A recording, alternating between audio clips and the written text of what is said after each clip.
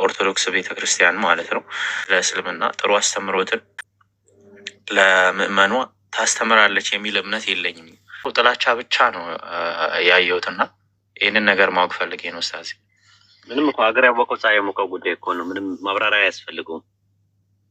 ጥላቻዎቻቸው በአፎቻቸው ተገለጠ፣ በልባቸው የሚሰውሩት ነገር ደግሞ ከፋ ነው የሚለው ቁርአኑ አይደል? እንደ ቁርአን ላይ አለ አንደኛ ነገር፣ ሁለተኛ ነገር ደግሞ አለ እንደዛ አለ ራሱ ማለት መሐመድ መንገድ ላይ ወተት ቀብሮ ታምር ላሳያችሁ ብሎ በምንድነው በሜንቶ ማለት ነው ወቅቶ ያንን ነገር ወቅቶ ከዛ በኋላ ወተት አፈለኩላችሁ ሊል ሲል ውሻ መታ ያንን እንትኑን የምንድነው የወተት ከረጢቱን አወጣችበትና አጋለጠችው። ከዛ ጊዜ ጀምሮ ውሻ በእስልምና የተረገመ ነው ብሎ እኮ የሚያስተምሩ ሰዎች ናቸው እነዚህ ሰዎች።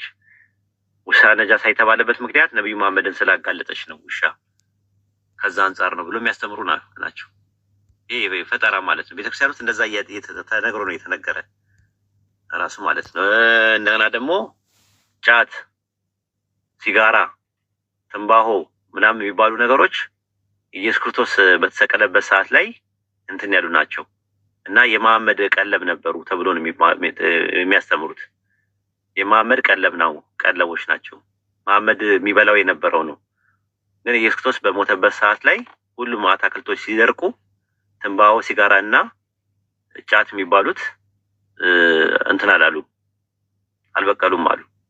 ምንድነው አልተወለጉም።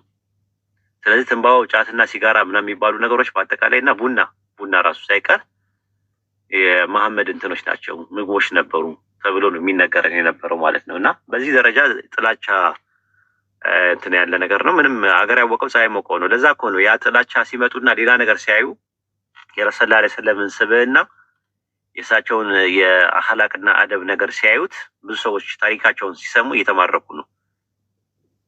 ሊበራል ከሆኑ ስኮላሮች ነው አሁን መረጃዎች እየተገኙ ያሉት ማለት ነው። እንኳን አይደለም እንትን ያላጠና ሰው ማለት ነው። እስቲ ዝም ብላችሁ አንዳንዴ ስለ ረሱል ሰለላሁ ዐለይሂ ወሰለም ታሪክ ንገሯቸው ወይም ደግሞ መጽሐፍ ስጧቸው። ከዛ በጣም እየተገረሙ ይመጣሉ ራሳቸው ማለት ነው። ማለት እንደዚህ ተጽዕኖ እንዴት ነው ለ1400 ዓመት ፌስቡክ የሌላቸው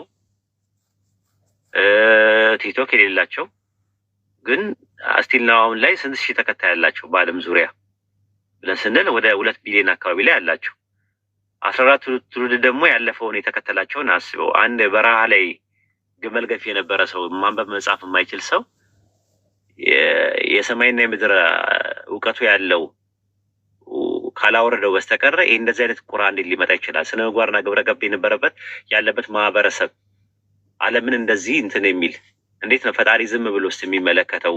የውሸት ቢሆን ኖሮ ማለት ነው ለ1400 ዓመት እንደዚህ እያበበ የምታየው ነገር ማለት ነው። መልካም ፍሬ የማያፈራ ዛፍ ይቆረጣል ነው የሚለው ዮሐንስ ወንጌል ምዕራፍ 7 ላይ። ስለዚህ ከፍሬ ታውቃላችሁ ነው የሚለው። ስለዚህ ዛፉ ሳይቆረጥ ፍሬው አፍርቶ ለዚህ መብቃቱ ራሱ ትልቅ ነገር ነው። ይሄ ነገር ማንም ያላየውን ነገር ነው የምናየው ማለት ነው፣ እያየን ያለ ነው ማለት ነው። ሱረቱ ፉርቃን ምዕራፍ 25 ቁጥር 6 ላይ ምንድን ነው የሚለው? በሰማይና በምድር ያለው ሚስጥር የሚያውቀው አወረደው በላቸው ይላል። ያ ነው ራሱ ተራሮች ደመናት እንደ ተራራ የተጋገረ ሆነ ታያለ ይላል። ለምሳሌ እኔ አሁን በረሱል ሰለላሁ ዐለይሂ ወሰለም በነበሩበት ሰዓት ላይ እነዚህ የሚያስብ የለም።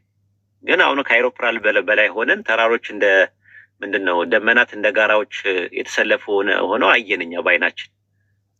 ማለት እንዴት ነው ላይ ወጥተው ነበር ረሱል ሰለላሁ ዐለይሂ ወሰለም ያኔ ከአተም በታች ያሉ ፍጥረቶችን ብሎ አላህ ምንድነው የሚለው? ከቅንጣት ታክል ዘር በታች ያሉትን ከአተም በታች ያሉትን በግልጹ መጽሐፍ ላይ የተጻፈ ነው ይላል። ከዛም ያነሰም የተለቀም ቢሆን አለ። ቅንጣት ብሎ ነው የሚያስቀምጠው፣ አተም ብሎ ነው። አተም ማለት ኢንዲቪዚብል ነው፣ የማይከፈል ነው። ነገር ግን ከአተም በታች ያሉትም የተመዘገቡ ናቸው አለ። ከአተም በታች ያሉትን እንዴት አድርገው ነው ረሱል ሰለላሁ ዐለይሂ ወሰለም ኤሌክትሮን፣ ፕሮቶን፣ ኒውትሮን የሚባሉትን አይተው ከአተም በታች ነው ብሎ ሊነግሩን የሚችሉት? የሰማይና የምድር ጌታ ሚስጥርን በሰማይና በምድር ያለው ሚስጥር የሚያውቀው አምላክ አወረደው የሚለው ነገር ካልሆነ በስተቀረ ከአተም በታች ያሉትን በጥብቁ ሰሌዳ ላይ የተመዘገቡ ናቸው አላህ ያውቃቸዋል እያለን የሚለው እና ከአተም በታች ራሱ ፍጥረት መኖራቸውን አሁን ነው ሳይንስ እየተረዳ ያለው። ኤሌክትሮን፣ ፕሮቶን፣ ኒውትሮን የሚባሉት እንትን ነው። አተም ማለት እኮ ራሱ ኢንዲቪዚብል ማለት የማይከፈል ነው። በቃ ያቆመ እዛ ጋር ከፍጥረት አነስተኛ ፍጥረት የሚባለው አተም ነበረ። ከአተም በታች ምንም ነገር የለም ተብሎ ነው የሚታመነው። ቁርአን ግን ከአተም በታች ያሉ ፍጥረታት በጥብቁ ሰሌዳ ላይ የተመዘገቡ ናቸው ይላል። እና ይሄ ነገር ረጋ ብለው ጊዜ ሰጥተው ካጠኑት እንደዛ ነው። ለዛ ነው ተረጋግተው የማያወሩ ጋል የሚሉት ለዛ ነው ራሱ ማለት ነው። አሁን ዘራ ያዕቆብ የምትሉት አሁን እዚህ ጋር ሲጽፍ የነበረው ባለፈው መጥተው አይታችኋል። ራሱ ጥያቄ ጠየቀ፣ ልክ ሲመለስለት መጋል ጀመረ ራሱ ማለት ነው። ጋል ካላላችሁ በስነስርዓት በአግባብ በእውቀት ከመጣችሁ ሹርነኝ ጊዜ ይፈጃል እንጂ ኢንሻአላህ ትሰልማላችሁ ማለት ነው። እና ጊዜ ስጡት። እውቀት ጥሩ ነገር ነው፣ ምንም አይጠላም ራሱ ማለት ነው። ብዙ ሰዎች ስነ ምግባርና ግብረ ገብ ኑሯቸው እኛ ቤት እየመጡ የተማሩ እንትን እያሉ ነው። አሁን ያልፋል ራሱ የሆነ ሰዓት ላይ ዋንስ ከኛ ጋር ይግባባም ነበር። እየቆየ ሲገባው ነገሩ የኛ አካሄድ ሲገባው ይህ ዝም ብሎ የመሸነፍ ነገር እንዳልሆነ ሲገባው ምን እያደረገ መጣ? ራሱን እየቀየረ መጣ ማለት ነው። አሁን ማለት ነው ልዩነታችን ይሄ ነው፣ አንድ የሚያደርገን ነገር ይሄ ነው ምናምን ማለት ጀመረ ማለት ነው። እና አሁን ያልፋል ሰላም ይበለን። ያልፋል ሰላም ብያለሁ። እንዴት ነህ? እንደምን ናችሁ? ሰላም ናችሁ? ሰላም ነው ሁሉ ነገር እግዚአብሔር ይመስገን። አሁን ኢላማችን ገብቷል አይደለ? እኛ እዚህ በመጀመሪያ ደረጃ ስለ ነብዩ ሙሐመድ መጽሐፍ ቅዱስ ውስጥ የተጠቀሰ ነገር አለ ወይስ የለም? የመጀመሪያ ጥያቄ ነው። ኦኬ፣ ልመልስልህ እሱን ወይስ ሌላም ጥያቄ አለ? ሌላም ይኖራል፣ ግን ብትመልስልኝ ችግር የለውም።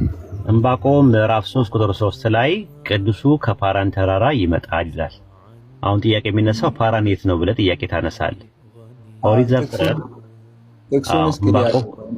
አውጣለት ሐሰን፣ እያየ ነው እንምጣ፣ እያየ ነው ህዝብ ይየው። ሐሰን ሌላ የሚመቸው ሰው ካለ ሐሰኑን በትልቁ አድርጉት። ዕንባቆም ምዕራፍ 3 ቁጥር 3 ላይ ምዕራፍ 3 ቁጥር 3 ዕንባቆም ትንቢተ ዕንባቆም ምዕራፍ 3 ቁጥር 3 ላይ እሺ፣ ኤል ከቴማን ቅዱሱ ከፋራን ተራራ ይመጣል ከፋራን ተራራ ይመጣል ይላል። ያውን ትንቢት ነው፣ ዕንባቆም ላይ ያለ ትንቢት ነው። አሁን ፋራን የት ናት ነው ጥያቄው። ፋራን የት ነው ጥያቄው። ሳውዲ አረቢያ ነው ወይስ ሳውዲ አረቢያ ውጪ ነው? ይሄንንም ጠይቅ ከፈለክ ማለት ነው። ከዛ ዘፍጥረት 21 ላይ ማን ነበር እዛ ቦታ ላይ የሚኖረው? ፋራን ላይ ዘፍጥረት 21 ኦሪት ዘፍጥረት 21 ቁጥር 21 ላይ ይታያል። እስማኤል በፓራን ምድረ በዳ ተቀመጠ፣ ተሸፍኗል። ኦኬ እሺ፣ ታያችሁ። አምላክ ከብላቴናው ጋር ነበረ፣ አደገም፣ በምድረ በዳ ተቀመጠ። ምድረ በዳ ማለት አረብ ማለት ምድረ በዳ ማለት ነው ትርጉሙ። ቀስተኛ ሆነ፣ በፓራን ምድረ በዳ ተቀመጠ፣ እናቱም ከምድረ ግብጽ ሚስት ወሰደችለት ይላል። ኦኬ፣ ስለዚህ በፓራን ምድረ በዳ ተቀመጠ ይላል። በፓራን ምድረ በዳ ተቀመጠ የሚል ነገር አለው። እንግዲህ ፋራን የት ናት ብለህ ጠይቅና ቅዱሱ ከፋራን ይመጣል ሲል ደግሞ ማን ነው የሚመጣው የሚለውን ጥያቄ ስትፈልገው ረሱል ሰለላሁ ዐለይሂ ወሰለም ናቸው ሳውዲ አረቢያ ውስጥ የመጡት። ሌላ ሰው ደግሞ ከሌ ይመጣል ካሉም ደግሞ ከማን እንደሚመጣ ይንገሩ። የመጣም ሰው ካለ ደግሞ ከሌ መጥቷል ብለው ይንገሩ። ኦኬ እሺ፣ ወደ ሌላ ጥያቄ ልግባ። እሺ፣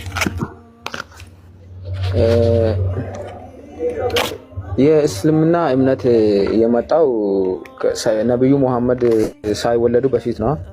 አዎ፣ ከአደም ነው የሚጀምረው። ከአደም ነው የሚጀምረው።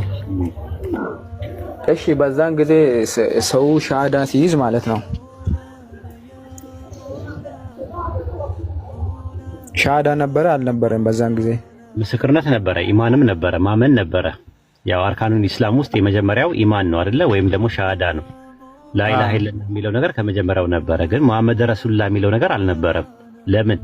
እሳቸው በዛን ሰዓት አልተላኩም፣ ቁርአን አልወረደም ማለት ነው። በአደም ዘመን በነበረበት ሰዓት ላይ በወቅቱ የነበረውን ነብይ ወይም ረሱልን ነብይና መልእክተኛ አድርገው ይቀበላሉ። ኑህ አለይሂ ሰላም በነበረበት ሰዓት ላይ ኑህ ረሱሉላህ ብለው ነብዩን ይቀበላሉ ማለት ነው። ኢብራሂም በነበረበት ሰዓት ላይ ኢብራሂምን መልእክተኛ አድርገው ይቀበላሉ።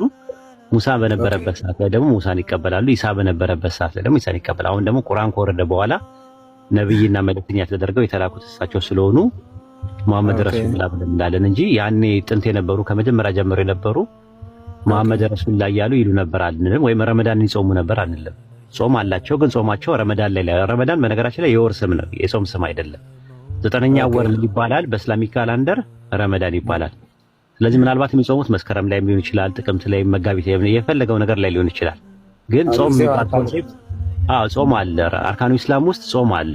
ዘካ ደግሞ 2.5 ነው እኛ የምንሰጠው ካፒታል ላይ። ነገር ግን በዛን ሰዓት ደግሞ ላይሆን ይችላል፣ ከ10 1 ሊሆን ይችላል፣ ከ110 እጅ ሊሆን ይችላል፣ አናቅም።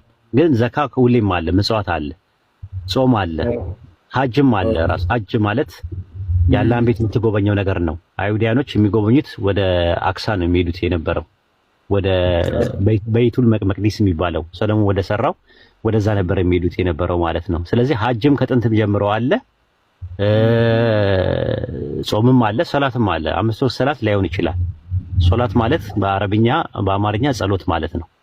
ጸሎት በፊትም ጥንትም ነበረ። ግን ጸሎቱ 5 ወቅት ላይሆን ይችላል፣ ወይ 3 ሊሆን ይችላል፣ ወይ 4 ሊሆን ይችላል፣ ወይ 50 ምንም እናውቀው ነገር የለም። ግን ጸሎት ከጥንትም ጀምሮ አለ። ሰው ከፈጣሪ ጋር የሚገናኝበት ጸሎት አለ። ይሰግዳሉ፣ ፈጣሪን ያመልኩታል። ይሄ ነገር ምን ይባላል? እንዳጠቃላይ ኢስላም ይባላል። ሰውየው ደግሞ ምን ይባላል? ሙስሊም ይባላል ማለት ነው። ይሄ ነው ከመጀመሪያ ጀምሮ ከአደም ጀምሮ እስልምና አለ ብለን ስንል በዚህ መልክና ልክ ነው ያስቀመጥነው ትምህርታችን እንጂ እንደምትመለከተው ጀለቢያ ያደረገ ወይም ደግሞ የሆነ ነገር ያደረገ መድረሳ ያለው ወይም ደግሞ ነብዩ መሐመድ ቁርአንም እንደው ከአደም ጀምሮ ነበሩ እያልን አይደለም። እንደዛ የሚሆንም አይደለም ራሱ። ሁለተኛው ጥያቄ በትክክል ተመልሶልኛል። ወደ ሶስተኛው ልግባ ይችላል። ሰላት ለምን ወደ አንድ አቅጣጫ ብቻ ይሰገዳል? ወደ ሌላም ወደዚህም መዞር አይቻልም? ለምንድን ነው የማይቻለው? ለምንድን ነው ወደ አንድ አቅጣጫ ብቻ? ኦኬ ጥሩ። እኛ የምንሰግደው ወደ ካባ ነው። ለካባ ግን አንሰግድም። የምንሰግደው ሰማይና ምድርን በመካከላቸው ያለውን ለፈጠረ ለዓለማቱ ጌታ ያለ አላህ ነው የምንሰግደው። አሁን ጥያቄ የሚነሳው ወደ ካባ መስገድና ለካባ መስገድ ምንድነው ልዩነቱ ነው። ለና ወደ የምትባለው ፕሪፖዚሽን ወይ መስተዋድድ በደንብ አድርገህ ያዘው ራሱ ማለት። አሁን አንተ ጥያቄውን ገልብጠህ ምን ታደርጋለህ? አንተስ ለፈጣሪ ትሰግዳለህ ወይ ብለህ ጠይቀው። አንሳ ወዴት ነው የምትሰግደው ለፈጣሪ ስትለው ወደ ፈለኩት ትሰግዳለሁ ይላል እኮ። ወደ ምን? ወደ ምስራቅ ነው የምትሰግደው? ወደ ምዕራብ ነው የምትሰግደው? ወደ ሰሜን ነው የምትሰግደው ብለህ ጠይቀው። ወደ ሁሉም ይላል እና ለምሳሌ እኔ ወደ ምስራቅ መስገድ እችላለሁ ብለህ ጠይቀው። አዎ ካለ እንግዲያውስ ለምስራቅ መስገድ ይቻላል ወይ ብለህ ጠይቀው። አይ ወደ ምስራቅ እሰግዳለሁ እንጂ ለምስራቅ አልሰግድም ነው የሚል አይደል መልሱ? አዎ። እኛም በቃ ለአላህ ነው የምንሰግደው። ወደ ምስራቅ ወደ የምንሰግደው ወደ ካባ ነው። ካባ የአላህ ቤት ነው።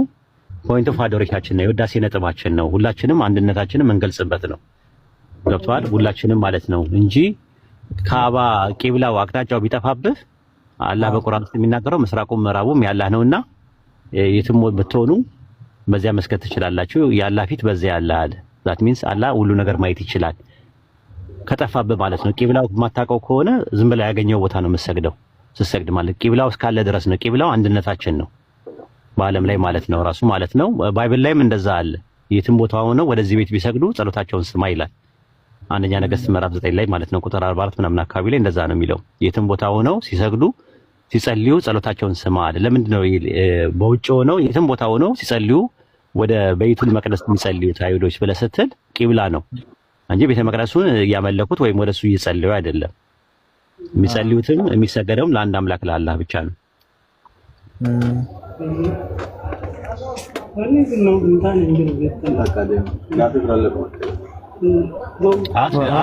ግባና ጠይቅ።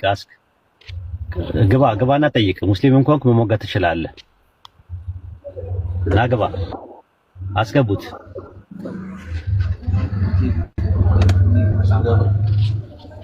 እሺ አራተኛ ጥያቄ እሺ፣ ይሄም ተመልሶልኛል። ቆይ አንዴ ግባና እስቲ እናስጨርሰው። ና ግባ፣ እየጠበቅን ነው።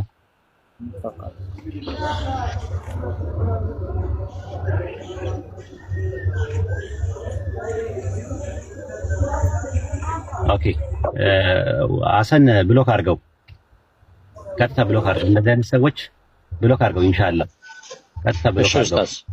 እሺ ኦኬ ቀጥል።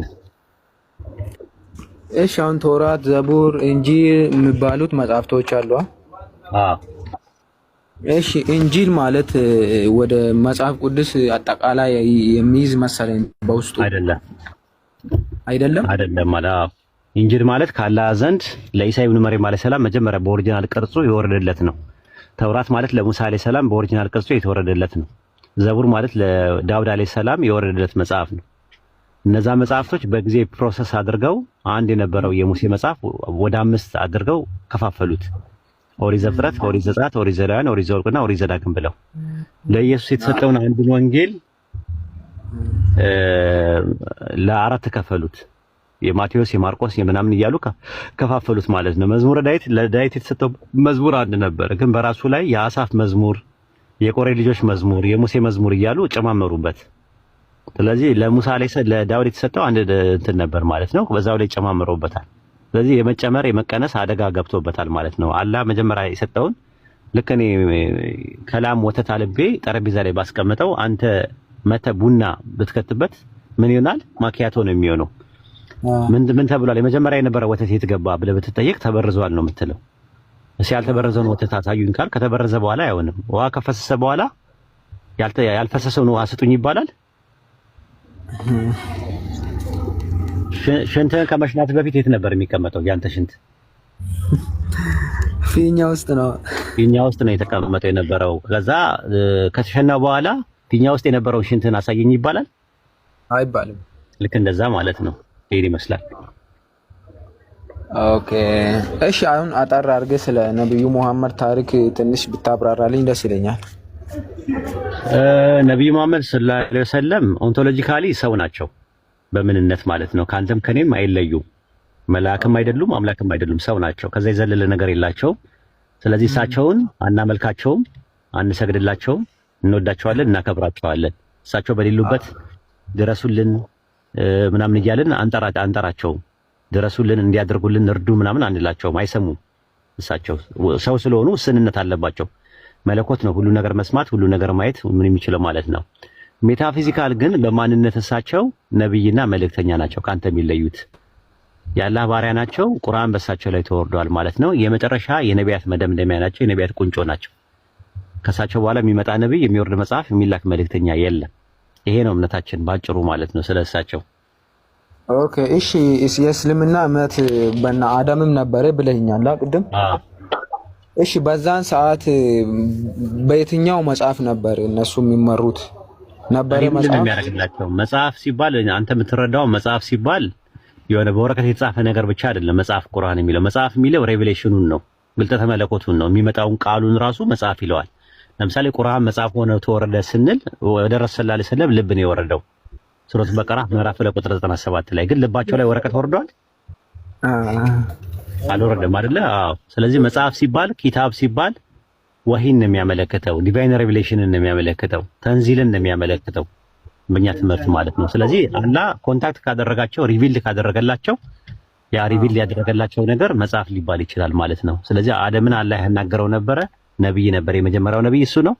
ከዛ ደግሞ ለቤተሰቦቹ በወቅቱ መልእክት ሊያስተላልፍ ይችላል አደም አለይሂ ሰላም።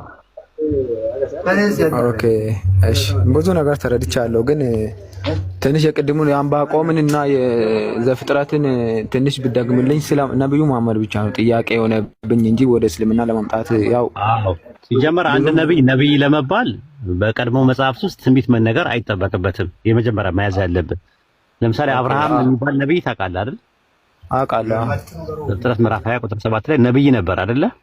አዎ። እሱ ከመምጣቱ በፊት ስለ አብርሃም የሚነገር ትንቢት የተነገረ ነገር አለ? የለም ማለት ሙሴ ነብይ ነው፣ ግን ከመምጣቱ በፊት ትንቢት አለው? የለውም። ኢሳይያስ፣ ኤርሚያስ ምናምን የሉም። ራሱ እንደሚመጣ የተነገረላቸው ነቢያቶች ሁለት ናቸው። አንደኛው ያህያ ነው፣ ሁለተኛ ኢሳ ነው የተነገረላቸው። ከዛ በኋላ ደግሞ በቁርአን ደግሞ ረሱል ሰለላሁ ዐለይሂ ወሰለም እንደሚመጡ ተነግሯል ብለን እናምናለን። ስለዚህ አሁን ለናምና ያክል የሰጠው ዘዳግም ማን ነው? ዕንባቆም 3:3 ላይ ያለውን የሰጠው። ዕንባቆም 3:3 ላይ ቅዱሱ ከፓራን ተራራ ይመጣል ይላል። ለምሳሌ ኤልሳ ራሱ ቅዱስ ተብሏል ነብይ ስለሆነ። ስለዚህ ቅዱሱ ከፓራን ተራራ ይመጣል ሲል ዕንባቆም 3:3 ላይ ያለውን ጥቅስ ዘፍጥረት ምዕራፍ 21 ቁጥር 21 ላይ ደግሞ እስማኤል በፋራን ምድረ በዳ ተቀመጠ ሲለሚል ከፋራድ ይመጣል የተባለው ከዛ ከሳውዲ አረቢያ ነው ይመጣል ተብሎ የተባለው። በዛ መሰረት ረሱል ሰለላሁ ዐለይሂ ወሰለም መጥተዋል ብለን እናምናለን። ይሄ ነው። እሺ ቴንክ በጣም አመሰግናለሁ። እሺ ዘዳግም 32:5 እንግሊዝኛውን አንድ ያወጣልኝ። እሺ እግዚአብሔር ይሄንን ነገር ተከታተሉ፣ ይጠቅማቸዋል።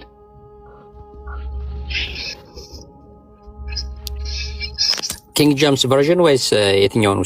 they have corrupted ይላል አይደለ? they have corrupted themselves their spot it is not the spot of his children አለ። አማርኛው ላይ ያስቀመጠው ምንድነው? እነርሱ ረከሱ ነው የሚለው። ኮራፕትድ ሆኑ ማለት ተበረዙ ይላል። እነሱ እነማን ናቸው? የሰው ልጆች በአጠቃላይ ጥንት የነበሩ ሰዎች ተበረዙ ካለ በኋላ ይቀጥልና ምን ይላል? ቁጥር 7 ላይ ነው በአማርኛው ማለት ነው። የድሮ ዘመን አስብ አለ፣ የብዙ ትውልድ ዓመታትን አስተውል፣ አባትን ጠይቅ ያስታውቃል፣ ሽማግሌዎችን ጠይቅ ይነግረዋል። እነዛ ተበረዙ የተባሉትን ጠይቅ ይላል። እነዛ አባቶችን ጠይቅ ይላል። እነዛ ጥንት የነበሩ አባቶችን የመጀመሪያዎቹ ተበረዙ የተባሉትን ወይም ደግሞ ምንድነው ረከሱ የተባሉትን ይልና ጠይቅ ይላል።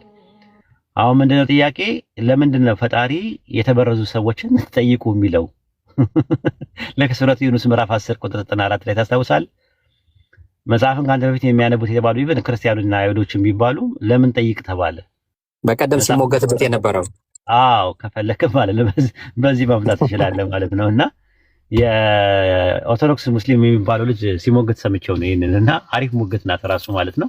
ሲጀመር ጀምሮም የራሱ ጠይቅ የሚለው ነገር ጠይቁ በሚል ይመጣል። ሱረቱ አንቢያ ምዕራፍ 21 ቁጥር 7 ላይ ስትመለከተው ካንተ በፊት የላክናቸው ሰዎች እንጂ ሌላ አይደሉምና ማታውቁ ብትሆኑ የመጽሐፉ ባለቤቶችን ጠይቁ ይላል።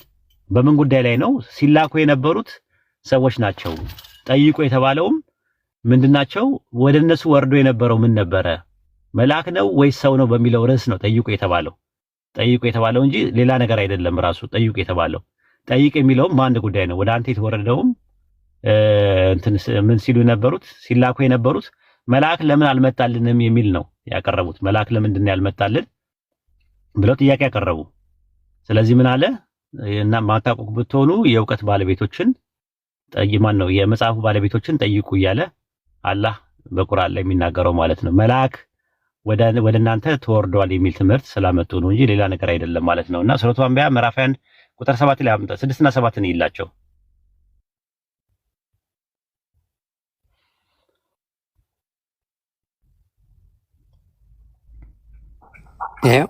ከእነርሱ በፊት ያጠፋናት ከተማ አላመነችም። ታዲያ እነርሱ ያምናሉን? መልእክተኛችን ሙሐመድ ሆይ ከአንተም በፊት ወደ እነሱ የምናወርድላቸው የሆነን ሰዎችን እንጂ ሌላን አላክንም። የማታውቁ ከሆናችሁ የመጽሐፉን ባለቤቶች ጠይቁ። አዎ ስለዚህ ወይ የምናወርድላቸው ሰዎች ነበሩ። ለምንድን ነው ይሄ የተባለው? መልአክ ነበረ ብለው ስላሉ ነው። መልአክ ነበረ የሚል ነገር ስላቀረቡ ነው። እዛው ላይ ስትመለከተው አውዱ ላይ እዛው ላይ ስትመለከተው እንደዛ ነው። መልአክ ነበረ ራሱ 21 3 ላይ ነው እዛው ላይ የሚሉት እነሱ ያሉት ማለት ነው። አረቦቹ ምን ጥያቄ ያቀረቡ? ለምንድን ነው ሰው መልአክ የሚላከው? አያችሁ ልቦቻቸው ዝንጎች ሆነው እነዚያ የበደሉ ሰዎች መንሸኳሸክን ደበቁ። ይህ ቢጤያችን ሰው እንጂ ሌላ ነውን? እናንተ የምታዩ ስትሆኑ ድግምት ለመቀበል ትመጣላችሁ። ሰው ነው።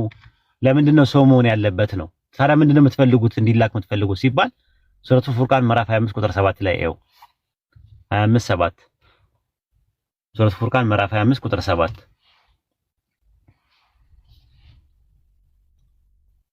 ምዕራፍ 25 ቁጥር 7 ላይ ለነዚህ መልእክተኛ ምግብ የሚበላ በገበያዎች የሚሄዱ ሲሆን ምን አለው ከእርሱ ጋር አስጠንቃቂውን ዘንድ ወደ እርሱ መልአክ አይወርድም ኖሯልና አሉ። ስለዚህ መምጣት የፈለጉት መልአክ ለምን አይመጣልንም? ነብይ ተደርጎ መልአክ ለምን አይላክልንም ነው እንትላ ቁጥር 21 ላይ እዛው ላይ ግባ 21 ላይ እዛ ላይ ቁጥር 21 ላይ ምን አሉ? እነዛ መገናኘታችንን የማይፈሩት በእኛ ላይ ለምን መልአክ አልወረደም ወይም ጌታችን ለምን አናይም አሉ። በነፍሶቻቸው ውስጥ በእርግጥ ኮሩ፣ ታላቅ አመጽን አመጹዋል። ስለዚህ መልአክ ለምን አይላክልንም ነብይ ሆነው ብለው ሲሉ ከዛ በኋላ ሱረቱ አንቢያ ምዕራፍ 21 ቁጥር 7 ላይ ከአንተ በፊት ወደ እርሱ የምናወርዳቸው ሰዎችን እንጂ ሌላ አላክንም፣ መልአክን አላክንም ወህይ በማውረድ የማታውቁ ብትሆኑ ደግሞ የመጽሐፉ ሰዎችን ጠይቁዋል።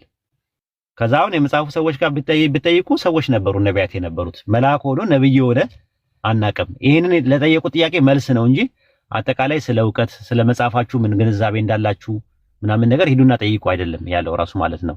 ለዛ ነው ሱረቱ ዩኑስ ምዕራፍ 10 ቁጥር 2 ላይ ይኸው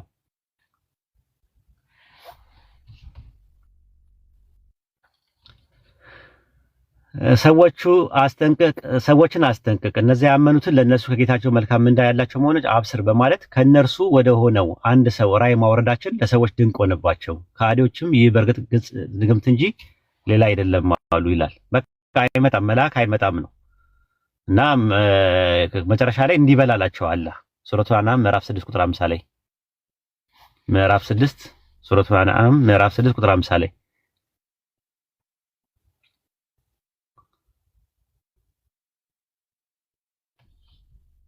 አያችሁት 50 ላይ ቁጥር 50 ላይ ሱረቱ አንዓም ምዕራፍ 6 ቁጥር 50 ላይ ለእናንተ ያላ ግምጃ ቤቶችን ይዘንድ ነው አይደለም ሩቁንም አላቅም ለእናንተ እኔ መልአክ ነኝ አይደለም ወደ እኔ የሚወርድልኝን እንጂ ሌላ አልከተልም በላቸዋል። ብዙ ቦታ ላይ አለ ቢታችሁ ሰው ነኝ ሌላ ነገር አይደለሁም እያሉ ይናገራሉ። አሁን የነሱ ጥያቄዎች ለምንድን ነው ነብይ ለምን ሰው ሆኖ መጣ ነው ጥያቄያቸው። እነሱ የፈለጉት ምንድን ነው ብለን ስንል የመልአክ መልእክተኛ ነው የፈለጉት። የመላእክት መልእክተኛ ለምን አይመጣም የሚል አርጊውመንት አደረጉ። ጠየቁ። ማን ነው? ቁረይሾች ናቸው እንደዛ ያደረጉት። ከዛ አላህ ምን ብለው መለሰ? ከአንተ በፊት የላክናቸው መልእክተኞች ወህይ የምናወርድላቸው ምግብ የሚበሉ የሚጠጡ የነበሩ ሰዎችም ነበሩ። የማታውቁ ከሆነ ይህን ጉዳይ የማታውቁ ከሆነ የመጽሐፉ ሰዎችን ጠይቁ በላቸዋል። ስለዚህ ጠይቅ የሚለው ጠይቁ በሚልም ይመጣል ካስፈለገ ማለት ነው። እዛ ጋር መጽሐፍን የሚያነቡት በሚለው ነገር የራሳቸውን መጽሐፍ ሊያነቡን ብለንም ተፍሲሩ ኢብኑ ከሲርን ባስቀመጠው ይመጣል። ተፍሲሩ ከቢር ላይ ደግሞ ባለው ደግሞ ከሄድክ ደግሞ ረሱል ሰለላሁ ዐለይሂ ወሰለም ጠይቁ ነው የተባሉት። ራሱ መጽሐፍን የሚያነቡ የተባሉት ደግሞ መልእክተኞቹ እንደሆኑ ሱረቱል አዕራፍ ምዕራፍ 7 ቁጥር 35 እና ሱረቱ ዙሩፍ ምዕራፍ 43 ቁጥር 45 ላይ አይተናል ማለት ነውና እንደው ይሄ ነገር ለእስላሚክ ዲያላማ ለሚባለው ወይም እስላማዊ አጣብቂ ለሚባለው ነገር እንዴት እንደማስረጃ መሆን ይችላል?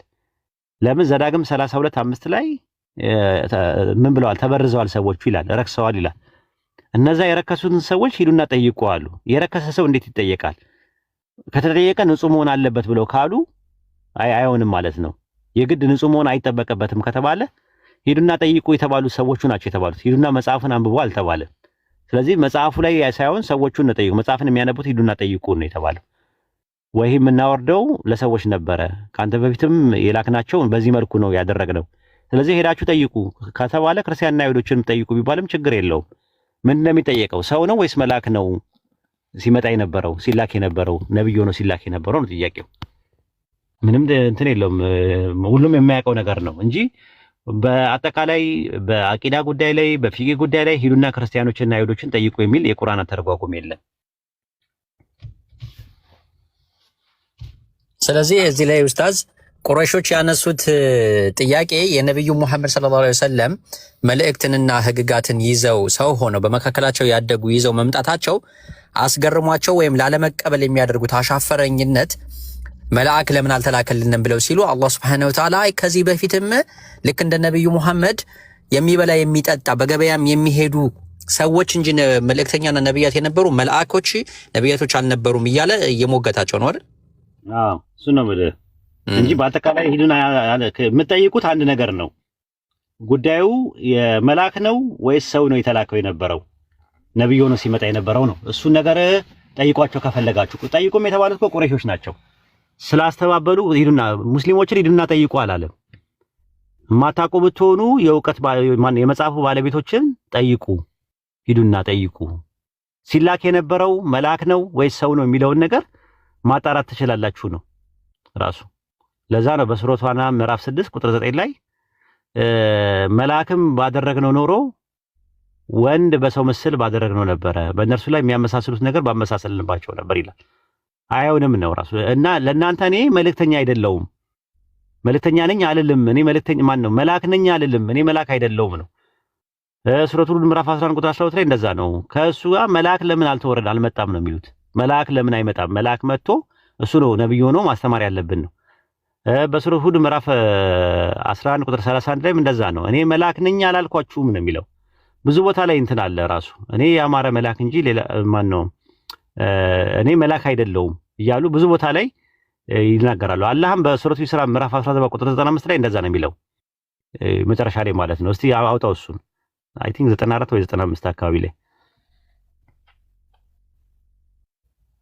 ሱረቱ ኢስራ ምዕራፍ 17 ቁጥር 95 ላይ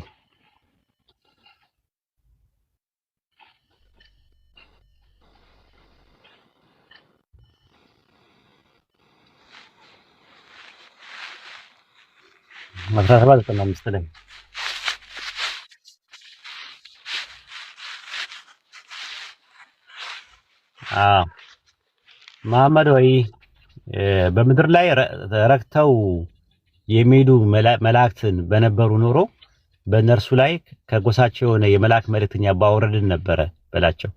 ሲጀመር መኖራቸው አይደለም፣ ረክተው አይኖሩም። እዚህ ዓለም ላይ የሚመጡት ስፔሲፋይ ለሆነ ፐርፐስ ነብይን ኮንታክት ለማድረግ የሆነ ተልከው ወይ ቅጣት ለማድረግ ምናምን እንጂ ለሌላ ነገር አይመጡም። ስለዚህ ረክተው የሚሄዱ በነበሩ ነበር ይላል። ስለዚህ በምድር ላይ መኖራቸው አይደለም፣ የነሱ መኖራቸው ሰማይ ነው። ስለዚህ የመላእክ መልእክተኛን ባወረድን ነበራል በላክን ነበር ነብይ አድርገን ማለት ነው። ግን እንደዛ አናደርግም አለ አላህ።